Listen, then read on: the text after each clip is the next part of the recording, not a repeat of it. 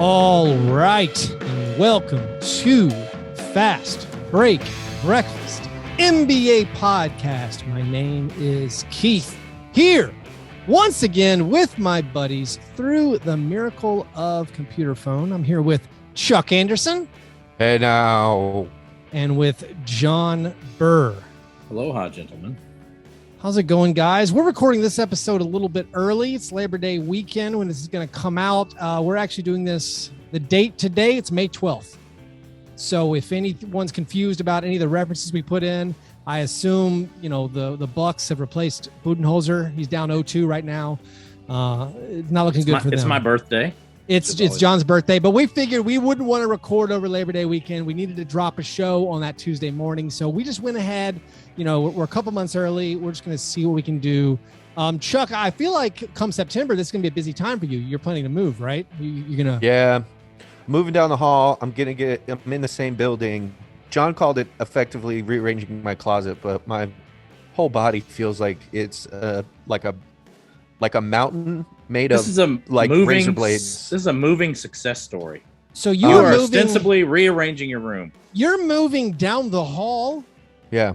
So is this just down. To avoid the bill collectors? Is this just you just bounce around inside the building? No, it's just a bigger space. Oh, okay. It's going to be. But yes, I also avoid bill collectors. This is going to be. You're like redirecting. This is one of those 90s movies where you have to redirect the phone call so the trace can't catch you, but yours is just bouncing around the same building where it's just like right.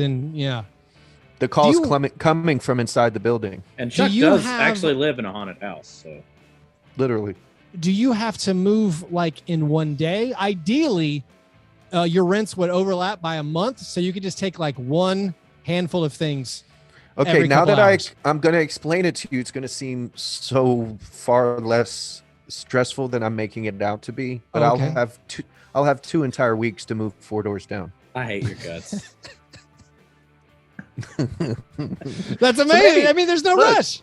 It's okay. You know what? I do feel better talking about it. This is the first time I've talked about it to anyone, and I know like once I get and I express myself and I connect, and I feel alone when it's all in my head. My head is a bad neighborhood that I should never be alone in. That makes sense. That's well spoken. You can't just pack up a box of books, set it by the door when you're leaving one day, just walk it out the door to go put it in the new place, and then look at this mess I got right now. Oh, this Chuck has just turned the camera. For those of you who are able to see this later on YouTube, Chuck is showing the boxes. There, I'm going to say I saw 5 boxes. I saw a solid hour's worth of work. There's probably 2 hours. There's probably 2 hours of like packing and another 2 hours of unpacking. And I'm like, but my nervous system tells me this is like a bad thing, and I should probably. It wants to know what you're running from, Chuck. It makes sense. Yeah. I mean, moving is stressful, and so here's the thing, guys. Right now, I'm not going to turn my camera around because it's attached to my computer. But I'm packing up the baby dungeon. I'm slowly packing. We want to move, but right. the final kick in the pants was when some county west of Nashville got 18 inches of rain in one day, like a month ago. This is not related to Hurricane Ida and all the horrible things happening all over. You're referring to Waverly, Tennessee. Yeah. So Waverly, Tennessee, Thursday. I've actually refereed basketball there, but they got 18 inches of rain in one day, and it's now an underwater vampire town. Right. So we got, 10 years ago, the baby dungeon in all of Nashville received 18 inches of rain over 2 days. But like this whole, these once in a millennium events, no, they're coming more and more. So that fear of like, hey, 18 inches of water could fall from the sky, basically maybe every couple of years. I don't want to have a basement that's finished anymore. Yeah. That combined with my plumber guy who's finally helped me out. This is the good plumber who's finally came and fixed all my problems. Non-cult affiliated.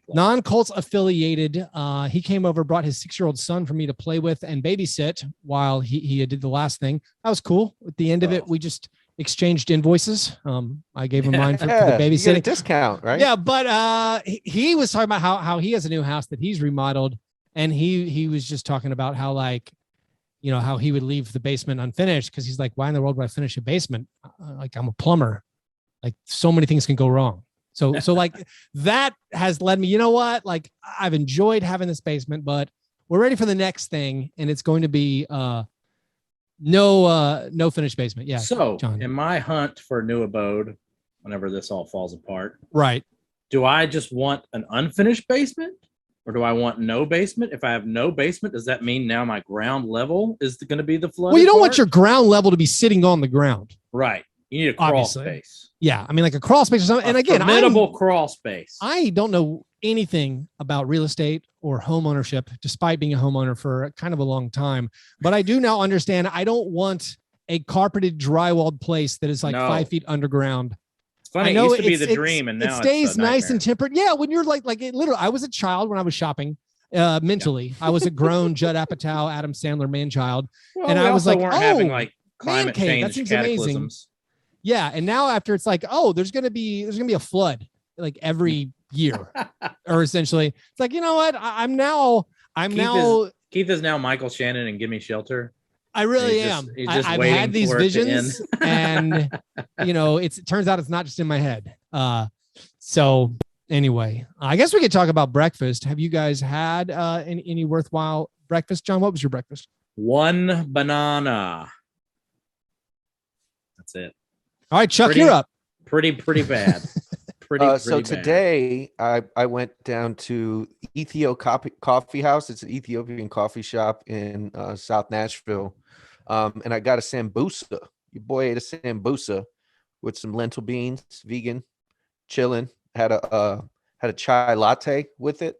Living really good. I love Ethiopian high on the food. Hog. This is bodega Chuck. Hey, here's a question. Can a vegan, this is a very Zach Lowe question of me, can a vegan live high on the hog? Can a vegan even have a latte? I'm both sober. I'm both sober and a vegan, so I can't get high or have hog. I don't think the hog is stoned in that. Oh, yeah, but he can't get high on. I used to love smoked pork. So yeah, that's kind of like early bonding experiences of mine and Chuck involved smoking some high hogs. Yeah, man. It was like that was kind of when I knew it was real for me and Burr. We just it was hogs. You stare and chickens at a cylinder of fire for 2 to 4 hours. For 2 to 4 days. Yeah, we used to do long. You were really high. I used to smoke a lot of weed. So my breakfast, I got a donut, a glazed donut from the Five Daughters Donut. Stayed in the neighborhood, went over there, got some donuts for the Sunday morning, and it was pretty good. I let it slip. We're recording on Sunday. I'm sorry. There it is. Oh, I gotta bleep that out, I guess. It was a Sunday in May. There it is. Got a glazed donut. Anyway, those were our breakfasts. After our breakfasts, we move to our breakfast in bed apologies. This is our chance to make right what we might have gotten wrong on a previous episode. It's frequently the first time we talk about the NBA, although no pressure to talk about the NBA this week. It is Labor Day. Nothing's happening. Anyway, Chuck, anything you need to make right in the world? I mean, normally I don't say anything too ridiculous on the show. But last week, John, this is more of just like a reconciliation. I need to get a resentment off my chest. Oh dear. Last week's game of scones was, while I did win in historic fashion, 10-2, dominating. I just dominated route. Keith. Yeah. I think that just the construct that Chuck knows nothing is kind of it was kind of hurtful that like you built this thing. So I really thought you were going to do a lot poorer than you did. Like a lot poorer. So specifically informed by you thinking I couldn't even figure out of 4 choices one piece of Grizzlies trivia. I was really surprised. It really hurt. And I'm just letting you know. I mean, you're allowed to think about me how you want. Well, Chuck, if it makes you feel better, it could have been any trivia. I would have thought that about any trivia at all. For me? And you exceeding those expectations made me have to rethink that maybe, just maybe, You're like a more worldly, intelligent man than I had ever presupposed. Guys, you guys know that I'm like secretly the like genius on the show, right? Like I'm like the one, I play the dumb guy, but you guys know I'm actually very secret. It's very, I keep it. I know that you know that. You guys know that too. That like I'm the like, you know, the what is it? The drunken master. Yes. Drunken crane style. I've got all this. My wushu is completely, you guys, I've got you all thinking I'm an idiot. And then when it comes time for it, and this has happened enough times. That's when you beat Keith into 2. Well, so I have a bone to pick with John as well over a game of scones. We were doing one that was Devontae Graham themed. It was talking about all the guys who averaged 19 points, 4 rebounds, and 4 assists. And I was throwing some guesses out that they were wrong because I missed a key piece of information where these players had to play at least 100 games. But I was guessing like Kyrie Irving, Steph Curry. I didn't know the bit about the 100 game. And I was just getting from John was giving me, no, he didn't average enough rebounds. No, he never. That wasn't true. It turns out both Steph and Kyrie, and that really shook me up. That blew my mind. I was like, I thought these guys averaged at least 19, 4, and 4. And then I found out the reason they weren't on John's list that he'd searched by was because of the games played. And so, it was my fault for not hearing that was one part of the quiz, but like John could have said, no. Like those guys, they would have qualified. I did say. Don't make me edit in the tape. You told me they did not average enough rebounds. They did average enough rebounds. It just they hadn't played enough games. That was the reason. So, I mean, I don't know. This is supposed to be an apology, and it has turned into the breakfast in bed attack. Yes, I was about to apologize to Keith for which I should have been apologizing to Chuck. I guess I was about to apologize to Keith. I really didn't know how closed off your world had become. Oh, for you to know culture? Nothing about Kanye, because that was stuff I knew. Yeah, and I do not like or listen to Kanye. Yeah, you threw at me general knowledge that you assumed any human being could have gotten. I'm calling bullshit on this. Yeah, you knew Kanye's Swahili name. I saw it. Oh, are you going to apologize for that? I saw it in an interview. You knew Kanye's parents divorced at 3. I knew. You knew he was born in Atlanta. Stuff. How did? Yeah, he's not even really from Atlanta. He's from like Dunwoody or he's from a suburb. Our fact checkers came up with that Kanye's name in Swahili. Kanye is not a word in Swahili. I just saw an interview. That's why I put it in there. You heard Kanye saying that. I got trumped. I got Trumpism. I'll apologize. I'll apologize for a basketball error that I made on the show. We were talking about J.R. Smith going back to college and how delightful it was and how he's playing, he's playing NCAA golf, and we're talking about don't take that from me. No. I'm just saying how we were coming up with other straight to the NBA from high school guys and naming some guys who could go back, and enroll in college and have like 4 years of eligibility left, like Tyson Chandler, go play volleyball for Florida A&M or something. But I threw out Kobe Simmons, trying to make a little deep cut, to like a Grizzlies reference, a guy I saw play in Summer League just recently. He was on my mind, but Kobe Simmons obviously did not go straight from high school to the NBA. That's an error. He played a year in college, I believe at Arizona. I could look it up, but I'm going to risk. Next week, I can apologize for not knowing who Kobe Simmons is. It's all right. A lot of Grizzlies fans wanted to give him a guaranteed contract when he was on a 2-way back in the day. But I'm sorry, Kobe Simmons, not a straight from high school NBA athlete. Anyone could have known that. I'm a little disappointed no one corrected me from our listenership. I mean, we had all the people not upset, but everyone. Where you at, Grizzhead? They wanted to tell us about the Gorilla Biscuits and all that stuff we got wrong there. No one corrected the error of Kobe Simmons as a I think people were high school athlete. I think when you say something about like a fleeting Grizzly, or when Chuck says something about, lewds, the listeners tend to trust it. So Chuck not knowing that Gorilla Biscuits were lewds, I think people were worried that Chuck had been replaced. I'm sorry that I never went to a disco in the 70s. Yeah. A hardcore punk band. Too bad you weren't around in Manchester in like 1984. Right. Chuck and the Happy Mondays. Mm-hmm. Lollygagging. Those were our breakfast in bed Andy apologies. Before we get to the steak and eggs best thing, we need to let you guys know, especially those of you in the Nashville, Tennessee area, that the Grizzlies Caravan is coming to town this weekend, Friday, September 10th. The Grizz girls, some Grizz entertainers, Chuck and myself will be there. Eric Hasseltine, the radio voice of the Grizzlies, will be there. They'll be giving away Grizzlies swag at the Sounds game. It'll be a lot of fun. Come meet me and Chuck. Also, in addition to the giveaways, they're going to have a contest where one lucky fan wins a weekend in Memphis. This will include tickets to a Grizzlies game, 2 nights at a Memphis area hotel. And so come out, hang out, catch the Grizzlies Caravan. It also has a few more stops. I want to say it's still going to Murray, Kentucky and Cape Girardeau, Missouri. Check in on that at grizzlies.com to get all those details. But those of you near Nashville, definitely come out on Friday to the Sounds game for Grizzlies night. Say hi to me and Chuck. And again, those details at grizzlies.com. All right. If you're looking for Chuck, look for the caftan emblazoned with our logo.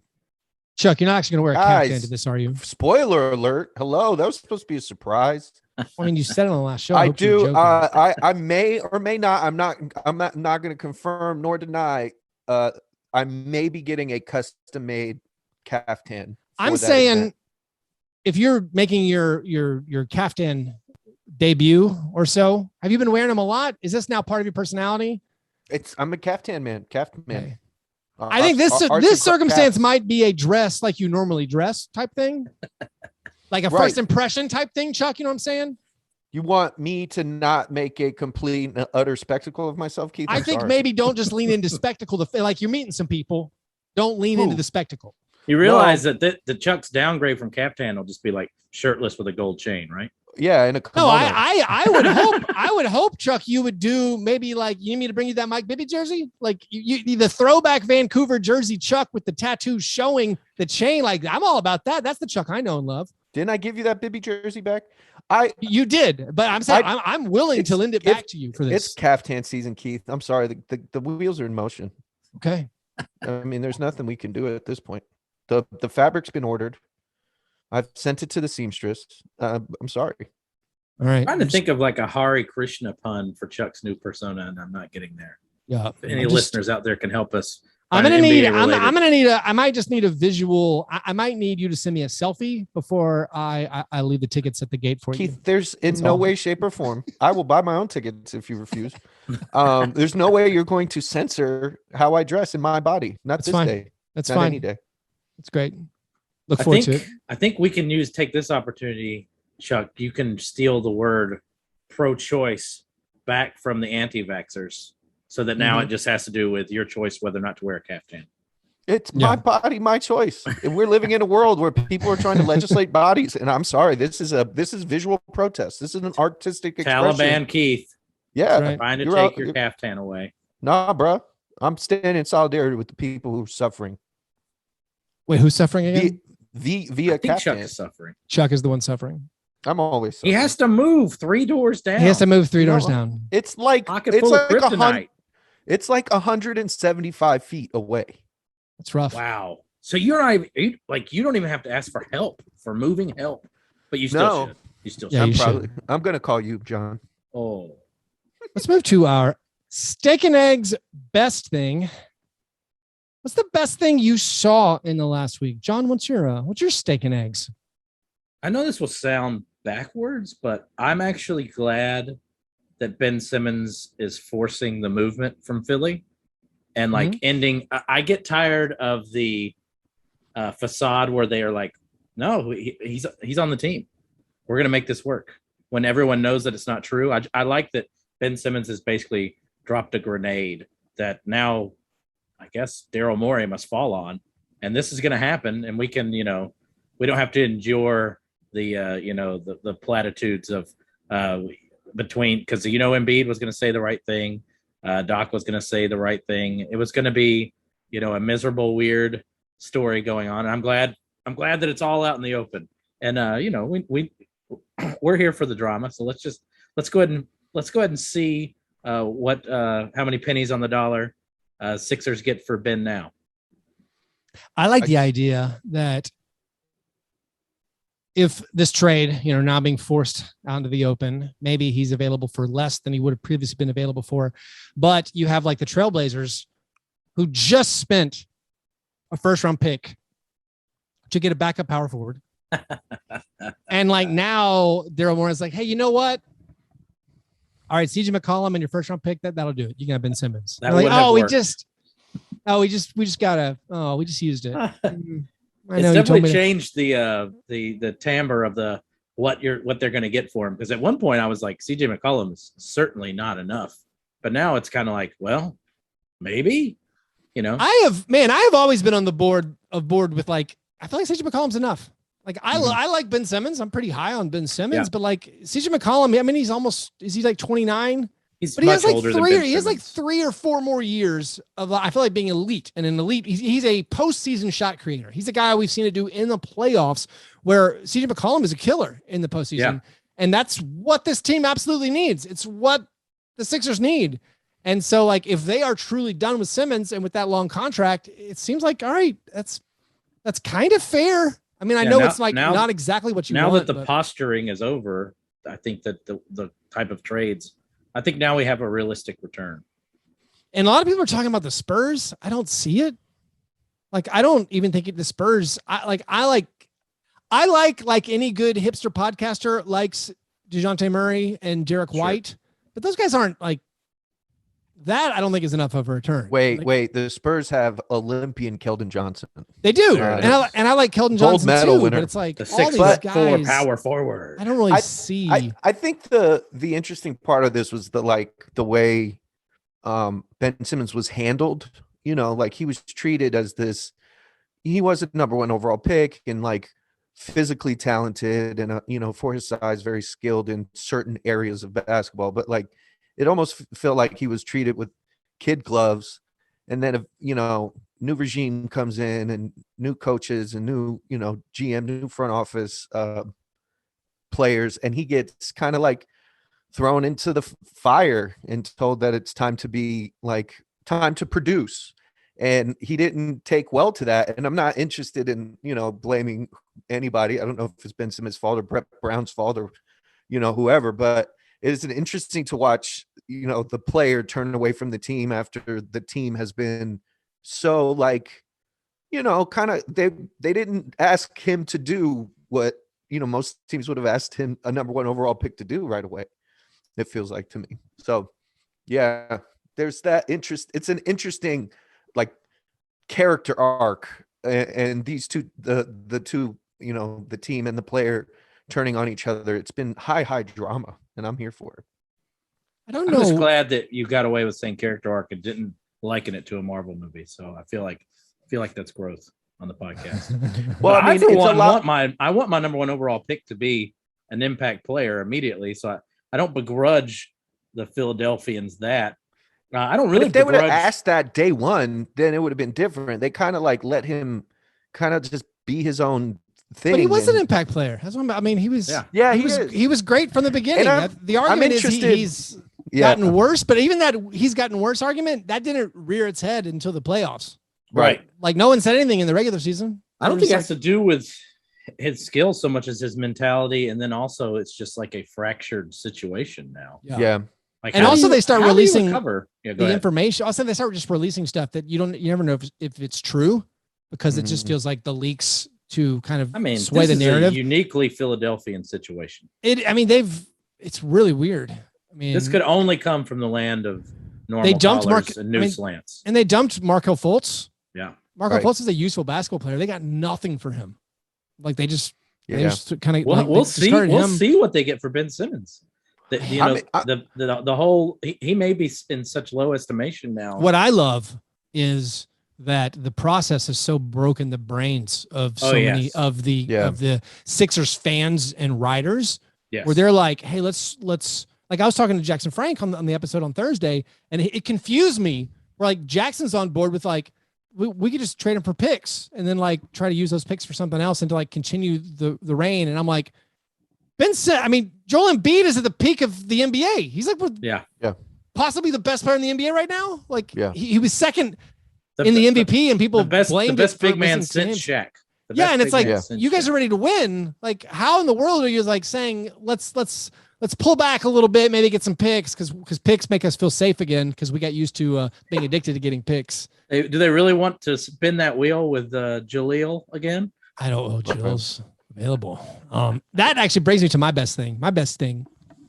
It is the DeAndre Jordan trade that the Pistons pulled off. Now, the Nets 2 weeks in a row. DeAndre Jordan trade has been in our stake. Well, we've been talking about. We thought it was going to be a buyout. You know, we thought they would work something out, but it turns out the Nets sent 4 second-round picks to the Pistons to move that salary, to save a ton in luxury tax payments.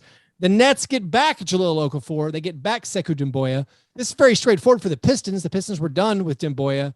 Doumbouya's not going to play on the Nets because the Nets have 11 power forward centers. You know, I don't think he has a spot to any kind of rotation. He can't really play on the wing, I don't feel like.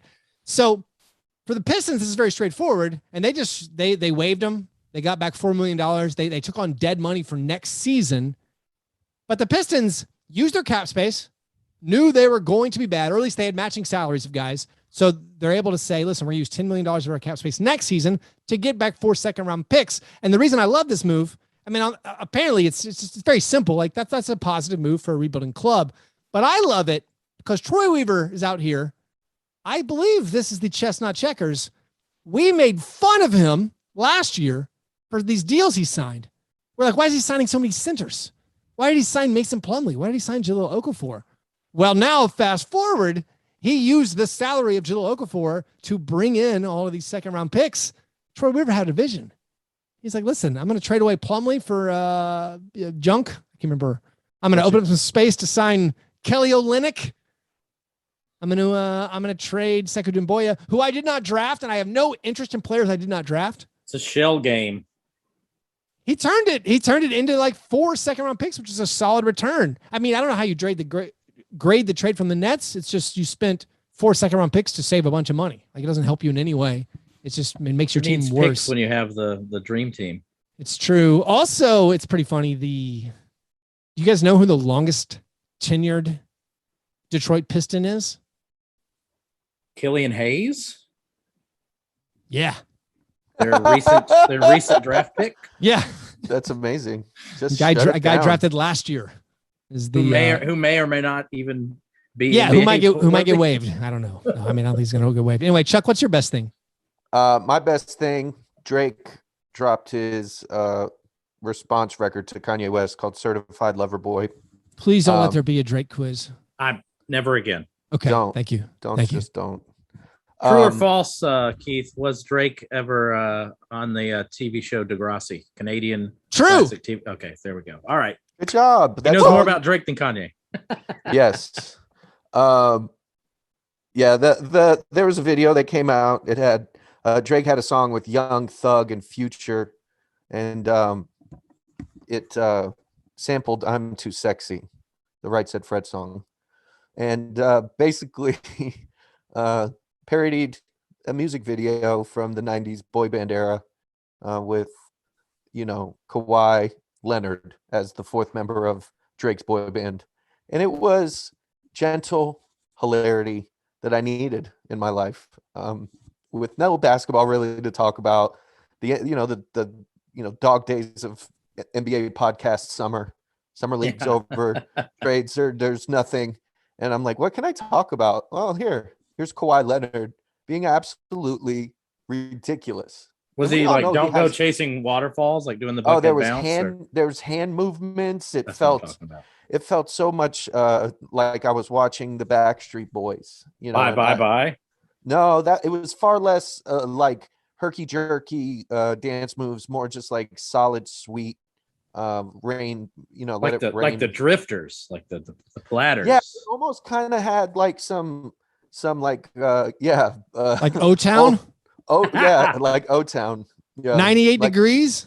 Like Nick Lachey. Lou Pearlman's stable. I remember. Hey, all right. So I went to Florida State. Late 90s, early aughts, and I still remember all the posters for when they were like auditioning these boy bands. Like, do you want to because they would just do auditions to create O-Town. It was like could have been you, Keith. No, I can't sing or dance. So neither could they. Come on, they had talent, Chuck. I mean, they could. How dare you throw these talented performers under the bus?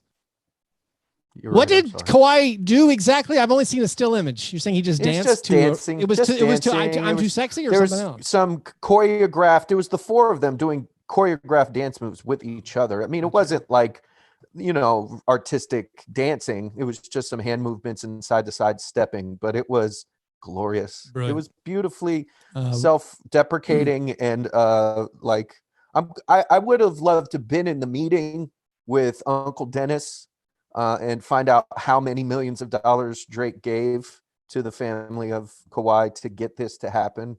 But there wasn't a lot of emotion on his face when he was doing it. I also didn't know that he had friends. It had a very Tim and Eric energy to it. Yeah, there was it was absurd. It was super absurd. And I didn't know that was his brand. And I'm super I'm super happy that I got to see it. Well, a lot of the actors that Tim and Eric have used don't know what's going down. I wonder if Kawhi understood what was happening, or if he thought he was in the next Great Hype Williams video when he was in fact being parodized. Also, Right Said Fred is an anti-vaxxer. I don't know if we need to. Oh, yes. No. Throw it out there. Wrong, said Fred. That'd be a good cosplay for you, though, Chuck. The last I heard that's of him. a Halloween outfit you should try one year. Just Right Said Fred. Those were our best things. What's the opposite? The cream of wheat. Worst thing. What is the worst thing you saw in the last week? Chuck, what's your worst thing? So the worst thing, I mean, I just could do Texas in general. Yes, you could. Texas is terrible, but the just recently read that the Texas state legislature passed a law stating that if the Dallas Mavericks refuse to play the national anthem at their home games, that they'll have to return money that the state gave them for employment purposes. And now that is the most controversial law that has come from Texas in the last week, if I'm not mistaken. That's the one. People are very up in arms over this specific Texas law. Yeah. But there, it's just one of those things where it's and I'm a veteran. I understand what the Constitution means, and it doesn't mean we force people into doing things for whatever, self-aggrandizing nonsense that the political arena calls for. And to see, a team with a lot of international players say, hey, this song isn't necessary for our game. It's not necessary for this team. And just because a bunch of people are together, we don't need to promote some sort of weird, ugly, bastardized version of patriotism that isn't true to the spirit of the country that you're actually trying to defend. I think your worst is extra special bad too, because just finding out that it's not just like a fine, it's like taking back money that the state gave the Mavericks. Right. Makes also, it that twice made me as a little bad. mad. That makes me a little mad too, that Mark Cuban, multi-billionaire, is getting hundreds of millions of dollars from the state of Texas. So there's levels to this. Can you become a billionaire without receiving hundreds of millions of dollars from the state? Probably not. I mean, that's how it all works. Or murdering a person. I'm sure there's a murder involved in Mark Cuban's life somewhere. I mean, I'm sure he farmed that out. He didn't do it. Not gonna get his own hands dirty. But yeah, he cut the check. But that's how it feels like I feel like Steve Jobs would be dead if that were true. Mark Cuban had the power to kill. I feel like there'd be refs littered across this country, accidental deaths, et cetera, et cetera. So I don't know. I'm not ready to call Cubes a murderer just yet. Right. What's your John? What's your worst thing? Keith, I'm worried. What's this? I'm worried that the Grizzlies' quest to have every Minnesota Timberwolves lottery pick will lead us to the likes of Kevin Love, will lead us to the likes of Johnny Flynn. I think we could just have an all Minnesota septuagenarian all-star team. Why aren't you focused on the good lottery picks? Why can't it lead us to Anthony Edwards? Why can't it lead us to Karl Anthony Towns? Oh, this is something I hadn't considered. Because they went and got what the fifth pick. We've gone only with the discarded so far. Oh, it's true. So I can't really make the leap, but maybe I just do need to get more positive. But we picked up Chris Dunn, who I am convincing myself is going to be the next Tony Allen now, because that's what Chris I do with Dunn all was second in the NBA in steals 2 years ago. Yeah. So that's what I'm doing now. But that's the position I've been put in.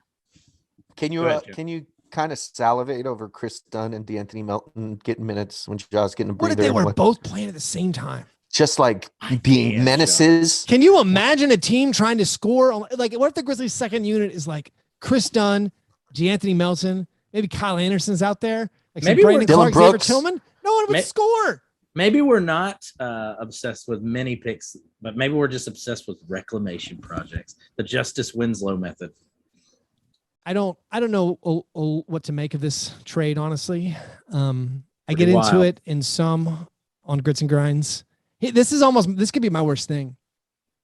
The way this trade makes the most sense, maybe it is just about, again, the salaries involved. It isn't the actual players. The Grizzlies are like, let's save $500,000, which is like, all right, so they saved some money. Maybe they thought it was hilarious to keep splitting up the Jonas Valanciunas trade to see how many players they could turn it into, which is honestly a fun little game. Like, they've cut it up into 6 pieces now. You never see a 6-for-1 trade, but like the Grizzlies keep like, all right, we got one guy, let's trade him for 2. All right, we got one guy, let's trade him for 2. And they've kept going. I don't think he'll feel this pressure, but when I look at the trade, the like Ann Randy and Atlas Shrugged boulder on Zaire Williams is insane. Like, it all just comes down to if we hit that draft pick or not. Oh, that's the whole offseason is like, oh, you did everything for Zaire Williams. But my worst thing about this is it comes back to my fear, which is the only fear I have about the Grizzlies. If Chris Dunn is actually going to be on this team, it has once again made certain guys look kind of replaceable. And my thought goes to, would they cash in DeAnthony Melton for something? If Chris Dunn's actually going to play, if Jarrett Culver's actually going to play, well then, like you've ruined it for me again. You're right. Having all those guys is superfluous. Like, you don't need all these guys with 6'7" wingspans who are all sort of combo guards. Although I think, Melton is so much better at offense than those 2 guys. He is. That he still has to be on another tier to me. But I don't think Taylor Jenkins dislikes Chris Dunn or Jarrett Culver yet. That's true. Yeah. So that's the big thing. Yeah. I mean, honestly, could this mean, like, does Tyus Jones move on now? I hope not, but I do think that's like a more replaceable skill set than a DeAnthony Melton type. Well, 100%. Backup guard. That's backup point guard. We can do that, and I like Tyus. Yeah, but no. Well, let's go towards before our par fadeaway. Let's answer a couple of our listener submitted questions. The croissant questioner. Chris Walters asks, who is the early favorite for League Pass Side Piece 2021? Let me say that again, since I turned into Joe Pesci halfway through it. Who is the early favorite for League Pass Side Piece 2021? Keith, who's your who are you hiding from Mrs. Grizzly this year? I think we need to establish a few ground rules for this. This is the way I'm going to answer the question. All right. I think we already have entrenched side pieces. Yes. For me, this question reads, who's my third team now? Sure. Same. Because it's really like my fifth team. Okay, so like I think that's fair too. Like, who are you adding to the rotation is the way I'm going to interpret your fifth starter. Chris's question, because like I am a Grizzlies fan who has a long time serious dalliance with the Denver Nuggets, and that's not going away. Yeah, for me, this will, with the addition of Kyle Lowry, the Heat will now be out of my rotation. Oh, okay. Leaving like 20 jerseys to wither away.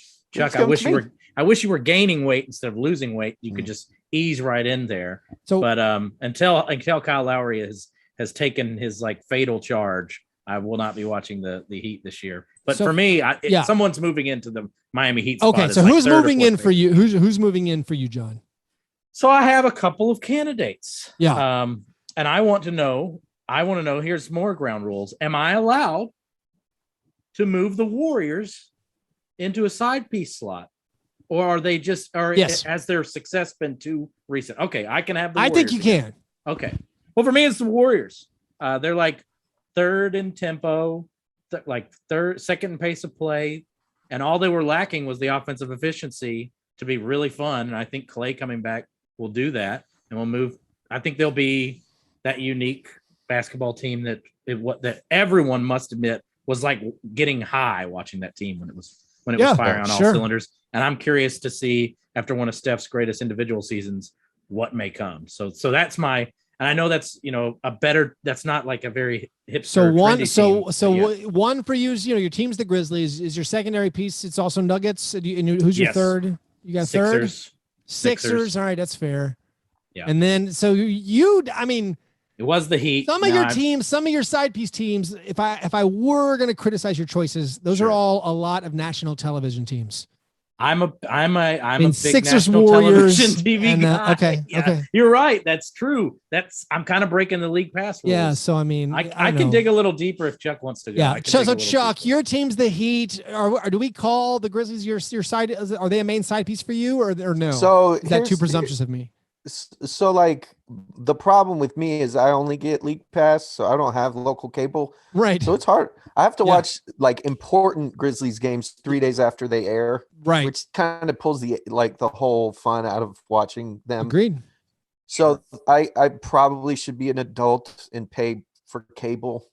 That seems unreasonable. I believe in monogamy. When it comes to my basketball teams, not in all areas of my life, but when it comes to my basketball teams, this talk about side pieces and gumas and third mistresses is just horrific for me to even hear you guys say. I'm offended. I love your cannoli, Tony. I am offended. This is sick.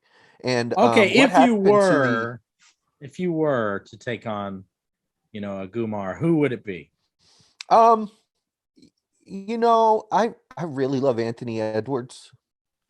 So that's a great one. I think the Wolves would be Zodiac, fun to watch. They could. PR.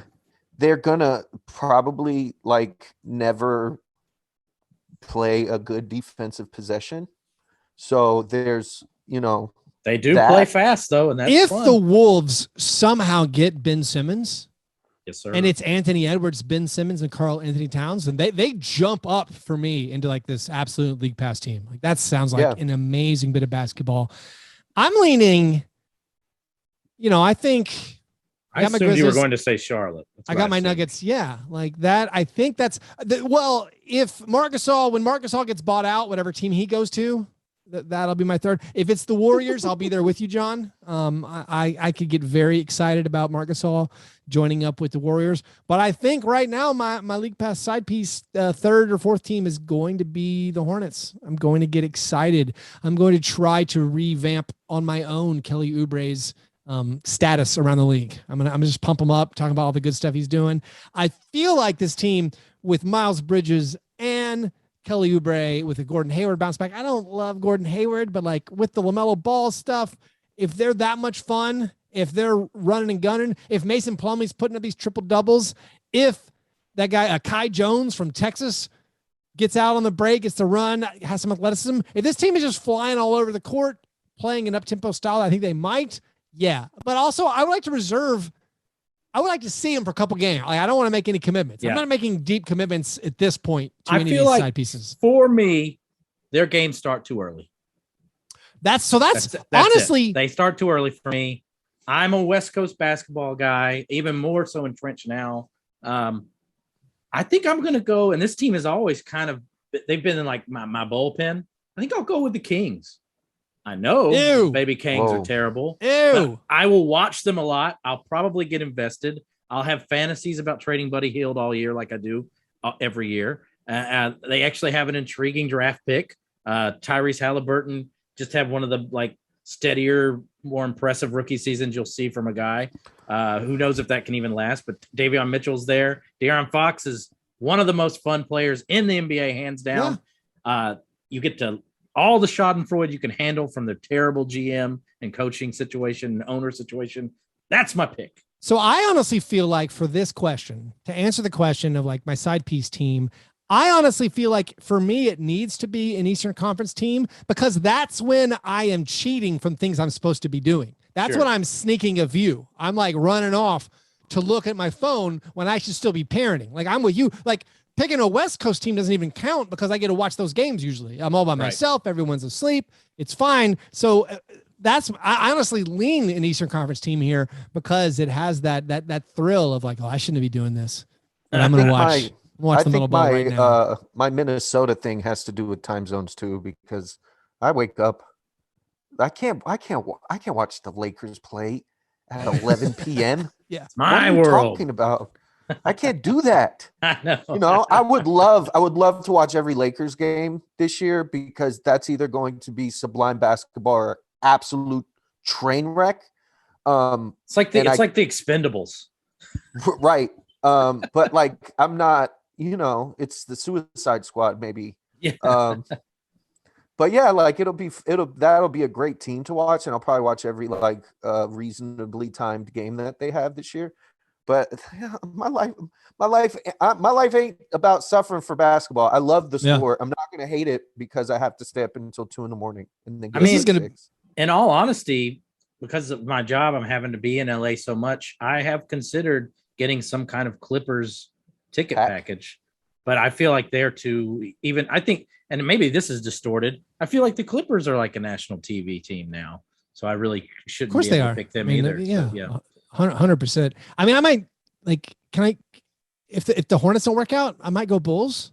Just because that's a national TV team, but like they've been bad for so long. But like watching Lonzo and DeRozan and Zach LaVine seems a lot of fun. I don't think DeRozan is very fun to watch, but I do think Lonzo. Oh man, I like watching DeRozan. What if really? I would.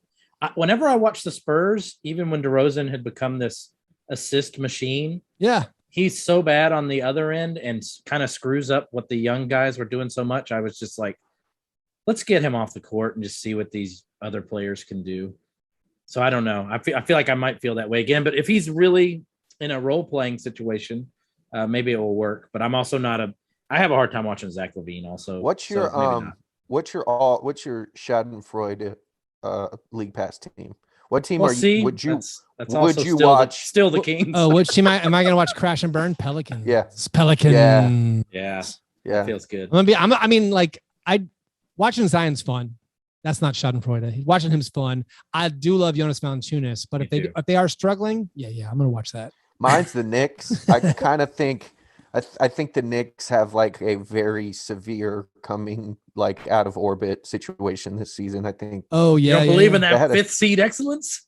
Yeah, teams did not make 3-pointers against them last year, and that's supposed to be totally random. Like that's wide open totally 3-pointers. Yeah. So I'm interested in watching them and the fan base specifically apoplectically fall down. I think it'll be fun. Keith, haven't the Celtics figured out some secret sauce with how to make teams miss 3-pointers? Yeah, the Celtics are the only one that like no one ever shoots like something great. I think that's like the Kevin Yeah. Pelton article. It's always like for some reason the Celtics, but that was Brad Stevens. Now Brad Stevens has moved on up to a front office job, so maybe it won't matter. Let's do we got one more question from the croissant questions. Yes. Owen O'Neill asks, this is actually 2 questions, or we're going to have a conversation about what these questions actually mean, because there might be some overlap here. Who is the worst good dunker in the NBA? Who is the best bad dunker in the NBA? So we're going to have to define some parameters. Yeah, we need definitions. Right. We need to figure this out. So to my mind, there's like the notion of like Marquise Chris missed a million dunks. Welcome back to the NBA, Marquise Chris. Yeah, a couple of seasons ago. He's back. So he is in contention. Chris Anderson's gone now, so we can't let the Birdman fly. But we do have John Collins' Orville Wright brothers performance to harken back to. We can think of, really insane dunk contest missed dunks. We also have stuff. Are we talking about like Ja Morant? Because Ja Morant is awesome at almost dunking. That's an argument someone could take. He might be the worst best dunker, right? Yeah, I mean, With the number of dunks he misses, but and all of his misses are absolutely the best misses you will ever see. Yes. So he's the worst best dunker, or is he the best worst dunker? I think he's the. Oh, is it? This is hard. Chuck, I need a ruling here. What are we trying here? So the best dunkers make their dunks. Okay. So I think he's the worst best dunker. No, he's the best worst dunker. So the worst best dunker for me might be like Kevin Durant, who doesn't miss dunks, but all his dunks suck. Yeah, they're just like he has flavorless. He has no. So I think we should go with any of his dunks. I think we should go with like the make matters, right? Okay. The make matters. So the best dunkers make their dunks. So if you are really good at almost dunking, you're the best worst dunker. Okay, yeah, so I think John Morant is the best worst dunker. I got another one for best worst. Honorable. Okay, go ahead. Willie Cauley-Stein. Oh, yes. Best worst dunker. He can't. He dunks too hard. He misses. Yeah, he's bad at dunking, but his dunks are exciting and he can kind of jump really high and he's very athletic. He just misses a lot of dunks. Another king hero. Man, the best. Rudy Gobert is one of the worst best dunkers. They're just I don't care about some of Gobert's are so good. He goes up high. What about like Steven Adams, Jonas Valanciunas? What about the white guys? No, I don't think they qualify. They don't. None of them. Boban doesn't have to jump. They're just in the middle. They don't rise to an extreme for me to be I like recognized. this. I like the discussions. So we should go guys. What about a little guy? So here's one. Here's someone who isn't good at dunking, except for when he dunks, it's awesome. Like Damian Lillard. Right. Like you don't think of Damian Lillard as a dunker, but he throws down hard like a couple times every year, and you forget, oh my God, he can still dunk really hard. Does he qualify? Is he a worst best dunker? Maybe. I think in the Durant vein, and I love this player obviously, but Jimmy Butler dunks like a grandpa. Like there's no flair. There's no flair in Jimmy dunks. Like it just like his game is very efficient in motion. I'm trying to think of other bad. Like who I think we've covered. Chris Paul's few dunks have been like by the skin of his. Yeah, but I don't think he really counts because he's like a non-dunker. I think. Yeah, like Goran Dragic, he wasn't really like his dunks squeeze in, but he dunked last year and was a big deal. I remember. Yeah, I think the best part about this discussion was just coming up with the definitions of worst best. Best, worst, and worst best is like when we did fantasy basketball leagues, and I named one of the leagues the Breakfast League and one of the leagues the Fast Break League, and there's no way I can know the difference between the two. Like that's the dumbest idea. Like, why in the world? I don't. Those are the same word. I don't know which one means which. Anyway, great question. Guys, Owen and Chris, thanks for submitting them. If you out there have a question that you want answered on air, you have to become a Patreon supporter, patreon.com/fastbreakbreakfast. If we don't get to it on the show, we will get to it on our monthly Zoom hangout, the Millennial Brunch $500 croissant. We got one of those videos up there now on Patreon if you want to go watch that. Also, if you join our Patreon, you can play fantasy sports with us. I'm in the middle of a fantasy football draft right now with some of the listeners. Also, we'll be organizing our fantasy basketball leagues in just about a month. Very exciting. If you want to do that, you got to be at the $5 tier. So if you want to get involved with supporting our show, getting in on our Slack chat, playing fantasy sports, and any of the other games that we play all year long, do that at patreon.com/fastbreakbreakfast. All right, par fadeaway, guys. What things are we looking forward to in the coming week?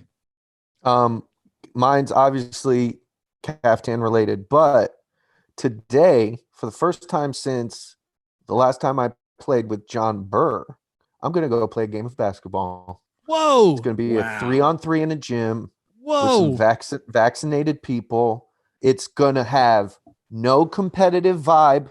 They have whittled away the jerks who trash talk, the people who dive for loose balls, the nonsense elbowing, the low post maneuvering. It's going to be fun. I'm looking for. I listened to a podcast. I'm going to need to see proof of life after this just to make sure you're okay. I listened to a podcast the other day by the Spinsters about an NYC girls. Shout out Haley O'Shaughnessy. Yeah, of the NYC girls basketball league, and it was heartwarming, and it made me harken back to the days where I just picked up a ball because it was fun, and it somehow, some way, became this bastardized. I used bastardized twice in one episode. That's awesome. Some like ugly mutated competitive nonsense that I don't really. I'm not a competitive person in life. I compete with myself, and I lose often. So the big thing for me is just I'm trying to fall back in love with basketball from the ground up. And I'm gonna do the same thing, but with a video game. I'm gonna get the basketball video game. Nice. Have fun. But I'm looking for a way to get my body in different environments where I'm feeling get my heart rate up, and I think basketball this week will be great. So I'm gonna go play. I'm excited for you. This discovery that you're having, that your enjoyment. But what you just described to me sounds awful. Yes. Sports, if there's no competition, that's not a sport. That's something else. No, it is a sport. It is the act of having fun and playing. It's about play. It could be play, but that's not sport. Destruction. Chuck, it's play. For your own fun. Just before you take off suddenly and try for like a really aggressive layup or like a steal, I want you to Google Tom Segura basketball injury. Just Google Tom Segura basketball injury before there are any sudden bursts of movement, because I don't want to see you go out like that. When I go in intentionally trying to just enjoy myself, I'm not going to put my body in any position to where I'm going to bust a knee open. I'm not talking about being aggressive and dangerous, because I'm the guy. If there's like a loose ball at our feet, I'm like, whoa, everybody slow down. We don't need to get hurt here. No one go for an ankle. No one slide. We're not doing that. But he's also calling out plays. But I'm also trying to win, because I don't derive any enjoyment from a sport if people aren't like, if I'm playing. Keith is screaming ice as he runs down. Yeah, like I don't enjoy that. I plan and I take this philosophy into other ways. Like if you join our fantasy basketball, if you join our fantasy basketball leagues, my league is it's a very chill. We're not getting heated about trades or who. It's all just like, dude, have fun, enjoy yourself. I'm not going to argue that. Chuck does pay someone else to run his team and will crush you in this league. Well, that's how I look. Delegation is the key to success. Yeah. I'm not going to. What are you looking forward to? No, I'm saying everyone do their fantasy their own thing. Playing the sports, like you got to. If I'm going to start sweating. Well, guess what, Keith? You'll never be invited to where I'm about to go play. Sorry, I think that's mutually beneficial. Yeah, that sounds like everyone's excited about that. That sounds like testosterone. Put it somewhere. We're having fun. We're being kids. We're just going to enjoy ourselves. My Prime Video algorithm, which have been shooting out some big winners, it flew a little too close to the sun. It got a little weird. We went down a weird hole. It threw me a movie, Night of the Running Man. And I trusted it so much that I was like, this sounds amazing. And also part of this, I got burned because earlier, before Amazon was like, hey, you really like that movie? You'll probably like this movie. When I saw the title, I already knew that I'd read a Wikipedia article like a week before that told me that Scott Glenn, who plays a hitman in Night of the Running Man, this Wikipedia article said it was a critically acclaimed performance. And it was set in Vegas, and it was like late 80s, early 90s Vegas, and there's all these like helicopter shots. The opening scene is like, it's just like, it's all on Fremont Street, and I just been in Summer League, so like I enjoyed all of that. And I knew it was a made for HBO back in the day, so I wasn't expecting like extreme high class or like great piece of art or anything. But it devolved into near trauma levels at times. It wasn't, there's no way anyone ever called Scott Glenn's performance critically acclaimed. Like there's no way. It was a trashy, maybe pulpy fun. It's kind of a fun movie, but the algorithm, it was not kind of what it was all built up to be. It should have just given you Running Man. Yeah. Well, that's fine. Yeah. Running Man's good. And I did enjoy it for what it was, which was, I think, a bunch of dudes making a very silly movie based in Las Vegas. And there's a lot of famous landmarks. So like that part of it was very enjoyable, but the Prime algorithm knocking out, like batting 1,000, giving me just great movies that I hadn't seen. This one, no. So I guess I'm gonna get back on the horse there and see what else the robot overlords think I will enjoy. Just go in and like start like 6 Coen Brothers movies. Just start them, and maybe you can get the algorithm back on pace. Again, I'm always confused when it doesn't know those things. Yeah. Like I'm very online. Well, it only knows what you've watched, so it's not going to know like your deep-seated I assume Amazon knows the things I've watched on other, like it knows what I'm watching on HBO. Sure, and but Netflix. Think about the stuff that you like in college you fell in love with and that you know so well. It's pre-streaming. Just go in and start a bunch of those. I actually do this. I will start. I used to do that. Movies. I will start movies just so that the algorithm serves me. Well, that was like back in the day when Netflix gave you an option to rank the movies, and I was ranking movies. I was like being very particular about it. I'm like, that movie 1 star, that movie 2 stars. But like I realized, no, I have to give everything 5 stars that I'm interested in watching. Like even though I would say that movie is objectively bad, that's what I want to watch. Like I want to watch those movies. I want to see Skyline. Yeah. Skyline 2? Why didn't you tell me this was out? Like, so anyway, John, what are you getting into? Well, I won't be there, but I look forward to you and Chuck firing t-shirt cannons at people later this week at the Memphis Grizzlies event at the Nashville Sound Stadium. Is Chuck going to sneak in a t-shirt cannon underneath his caftan? I think so. T-shirt. I stay with a t-shirt cannon. If you know what I'm talking I mean, that'd about. be like the world's greatest Steve Ballmer ever if it's just Chuck close range t-shirt. I'm gonna tell security that skinhead bearded guy in the caftan has a weapon underneath his robes. Yeah, I've got a whole look set up. You guys, I can't wait to see everybody. Come on out.